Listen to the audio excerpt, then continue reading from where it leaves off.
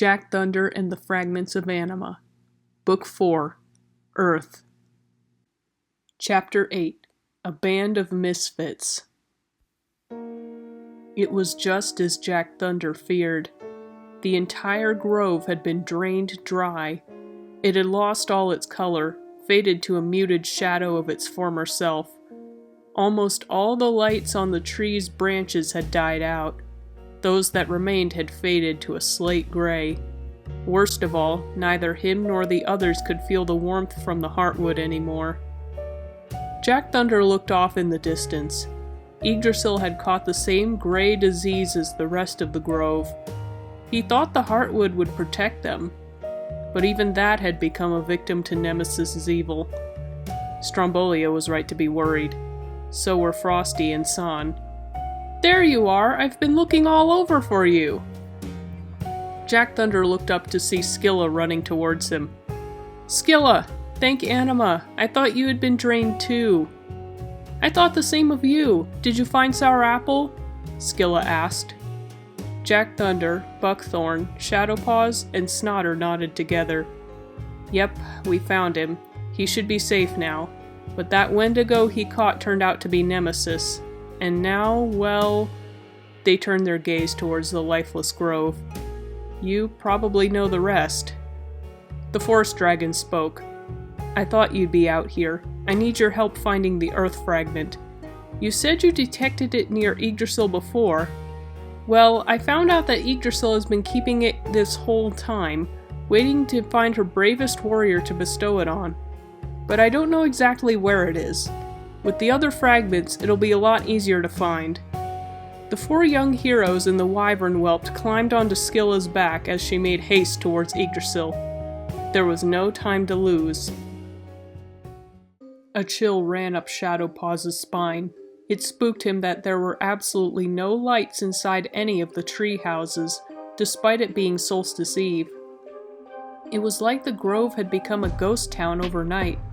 The hollow chill in the air didn't help matters. Somehow, the lack of wind made the air even colder. He was granted no relief when he stepped inside Yggdrasil's trunk either. He remembered how dark it was inside the circus tent at the Dark Carnival when Nemesis was in the room. It was the same way here. He couldn't even see the heartwood when he looked up. Fortunate, perhaps. He didn't want to see what Nemesis had done to it. Snotter?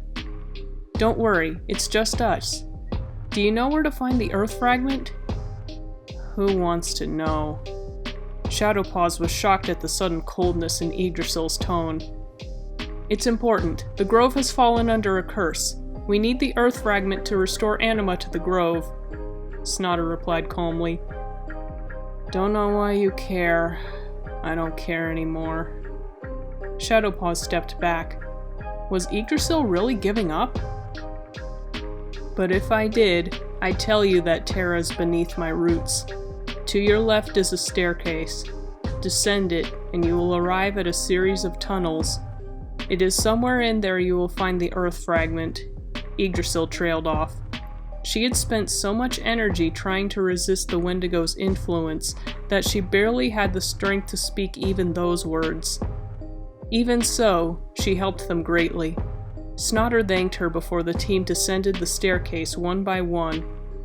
At the last step was a narrow earthen tunnel, much like those of rabbits' dens, except these were much bigger. As soon as they took that last step, Stormbringer, the Sea Stone, and Lethal Joke lit up simultaneously. They each glowed that bright forest green Jack Thunder had seen before. Yggdrasil wasn't lying. Using the fragments as their guide, the team made their way through the network of tunnels. The journey was surprisingly quiet. Jack Thunder had expected that there would be Wendigos crawling over each other to get to him, but he hadn't seen a single one since he had arrived back at the grove. In some ways, that was a good thing. He didn't have to worry about being attacked in these tunnels, which were abysmally dark even without the oppressive influence the Wendigos exerted over them. But in others, it worried him even more. He couldn't help but feel that they were trying to lure him into a false sense of security, He could still feel the Anima being sucked from his form, the sensation becoming stronger as he inched closer to his target. They were clearly here, so why weren't they attacking? Jack Thunder looked back towards the others.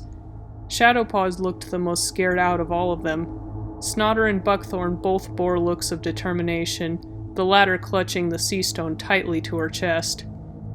After far too long, the team spotted something up ahead.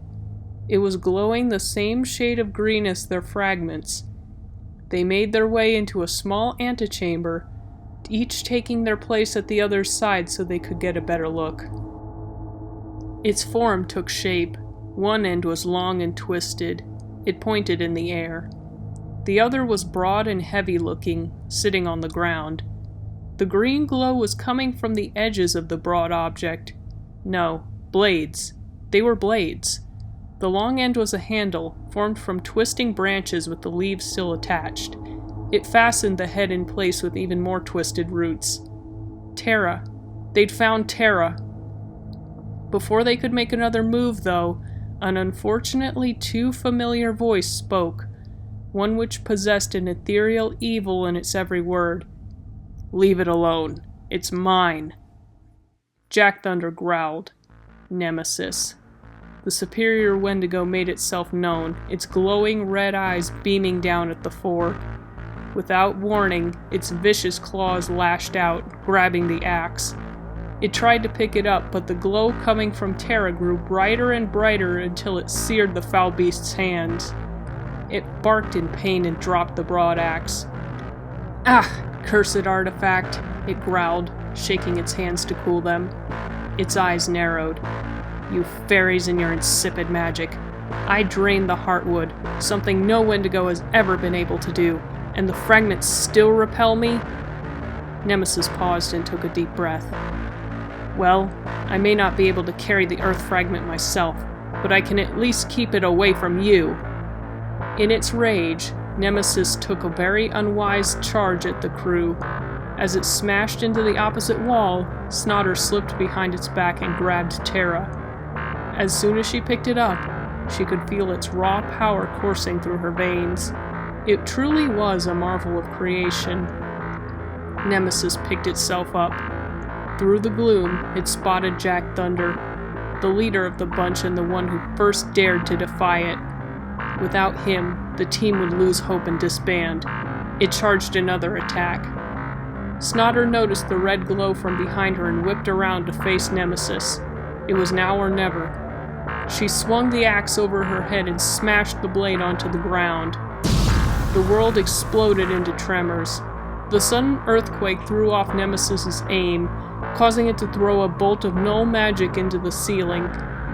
The roof abruptly collapsed on top of Nemesis, trapping the Wendigo under a mountain of boulders. "Now's our chance! Run!" The team didn't have to be told twice.